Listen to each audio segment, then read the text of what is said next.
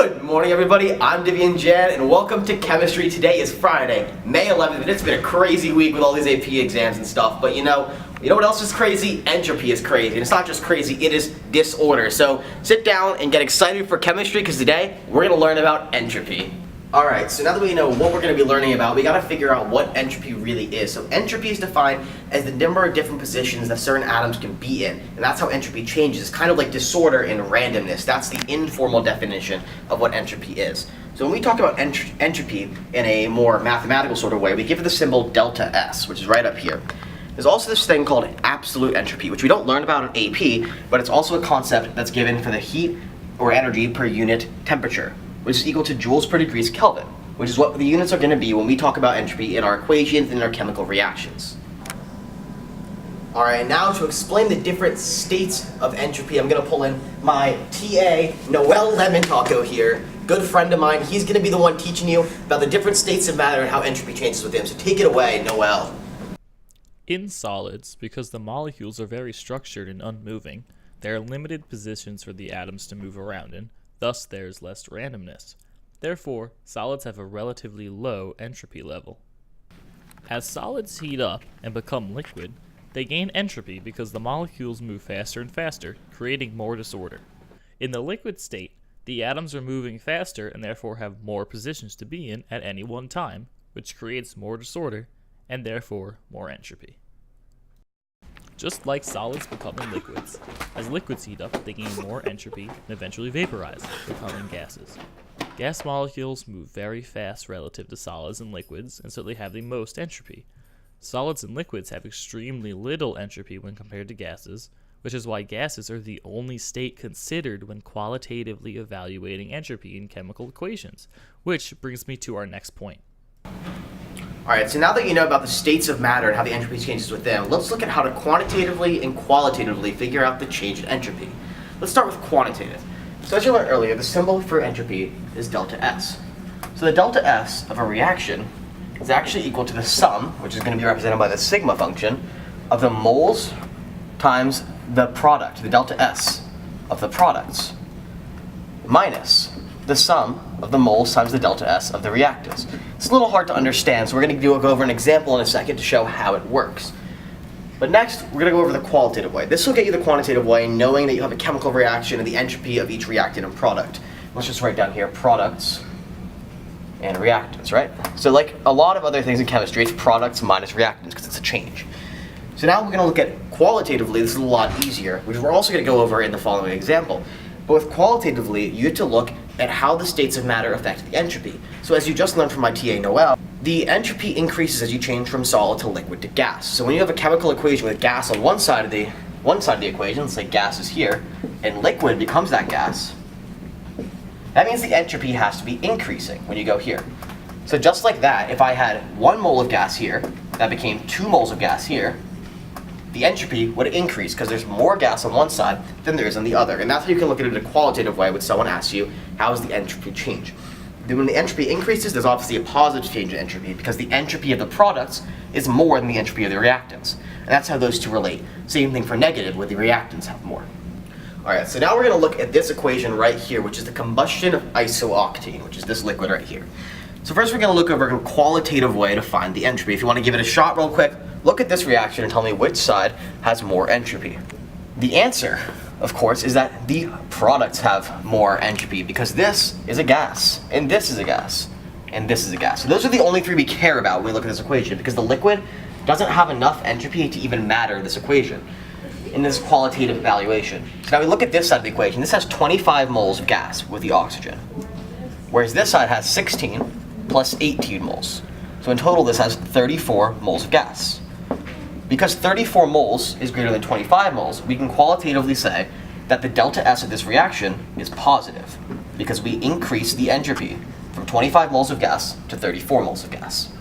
Alright, so now that we have qualitatively discovered that the entropy is positive for this reaction, we can actually quantitatively figure out the exact change in entropy for the reaction using values of the moles in the reaction and the value for delta S of each of the reactants. When you can find these in a textbook or online, find them in your textbook is probably the best way to do it. It's going to get you the answers closest to the results that you're looking for. So these answers were actually found online, these values were found online, and I'm going to demonstrate the solution for how you'll use these values to discover what the delta S of the reaction is. Feel free to work along or try this problem on your own if you want to do it first. All we're going to be doing is using this equation right here. So step one is to identify the number of moles for each of these, which is just going to be your coefficient. So there's 2 moles of that, 25 moles of O2, 16 moles of CO2, and 18 moles of H2O. So now when you go through this problem, you just want to plug in these values for the moles and the values for your delta S into each of these equations. So we're going to start by looking at the moles times the delta S of each of the products. So we're going to have 16 moles of CO2 times the delta S of CO2, which we discovered is 213.8 joules per mole degree Kelvin. So 16 times 213.8. That is one of these. And because this is the sum of all the moles times the delta S of the products, we have to take the moles of H2O times the delta S of H2O, 188.8. And that is our sum of the M times delta S of the products right there. So this is the products. Alright, now that we have the M delta S for the products, we have to do the same thing to get it for the reactants. So try it yourself first if you'd like, but it's going to be basically the same thing here except for the reactants. So we're going to have 2 moles of C8H18, which is 329.3, plus 25 moles of O2, which is 205.2, which is going to be equal to our sigma M delta S of the reactants. And now we have these two values. You can plug them into a calculator if you want. I'm going to leave them as this and just plug them back into the equation we had to start, which is written at the top of this equation, but it's this for the products minus this of the reactions, or the reactants, is equal to the delta S. Ooh, that is not a delta S of the reaction. When we plug in these values into here, plug into your calculator to test it out, and you'll actually get 1030.6. And the unit for that is joules per Kelvin, but in this case, it's for 1 mole of the reaction as well. And there you go, that is our final answer for this equation. And as you see here, this answer is positive, which is what we found out earlier, because the delta S is going to be increasing when we go to 2 moles of gas on this side, with only 1 or 2, 34 moles actually, when we only have 25 on the reactant side. Alright, so now that we see that this value here is per mole, we're going to try to change the coefficient of this reaction. And actually, it kind of tricked you a little bit. I told you this is the reaction for the combustion of isooctane, but really the combustion of isooctane is per 1 mole of C8H18, and which means that all of this should be divided by 2.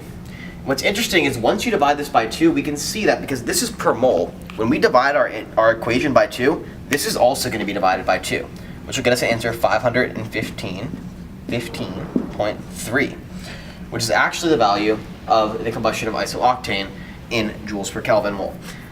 So this means that when you change by the coefficient, you simply just divide by whatever the coefficient you changed by was or multiply by it. So if I doubled the moles of each of this, it would be twice of this, which would be 2061.2. So if you change these, quick maths, you know. So the next equation having to do with entropy is that the delta S of the universe is equal to the delta S of the reaction plus the delta S of the surroundings, meaning that to increase the entropy, there had to be some entropy put into the system. So in that last example that we went over, in that situation, we put in heat to burn the isooctane. So in that situation, that would have been the delta S from the surroundings going into the reaction. Therefore, the delta S of the universe and of the whole area around the reaction was unchanged. All that happened was that the reaction used some of the other entropy that was already in the area. Agatas. Okay, so what we see here is the equation for Gibbs free energy, alright? So in Gibbs free energy, when delta G, this factor right here, is negative, the reaction is spontaneous, meaning it requires no outside influence to complete. An easy way to remember this equation that I normally go by and a bunch of my classmates normally go by is agatas. So if I could write it, tas. And this kind of is like the A's are the deltas, and the G and the H and the T and the S, right? They're all like the normal letters right there. So It's just a quick little, saying that we can remember it by. And one of the factors in this equation is T delta S, which includes delta S, right? Which, as we just learned, is entropy. Yay! Fun. So, how delta S fits into spontaneity, it's called, how spontaneous a reaction is illustrated, and I'm going to make a quick little chart right here, alright? So, in the chart, we have 4 different situations that you would encounter in the Gibbs free energy equation, alright? You have, right here, delta H, which is the enthalpy, or exothermic or endothermic, right, is negative. So it's an exothermic reaction. And delta S is positive. So there's an increase in entropy. When this is the case, all reactions are going to be spontaneous. But on the other hand, when you flip it around, when you have an endothermic reaction, so delta H is positive, and you have a decrease in entropy, so delta S is negative, the reaction is going to be non-spontaneous.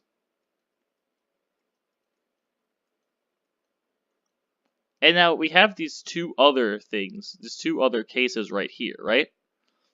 And what those are is that when you have an endothermic reaction, right? So delta H is positive, and you also have an increase in entropy. You have an increase in entropy and enthalpy, you could say. The reaction is going to be spontaneous only at high temperatures. And that's because if T is large enough and S is large enough, it'll make it, if S is less than delta H, it'll make it so the delta G becomes negative.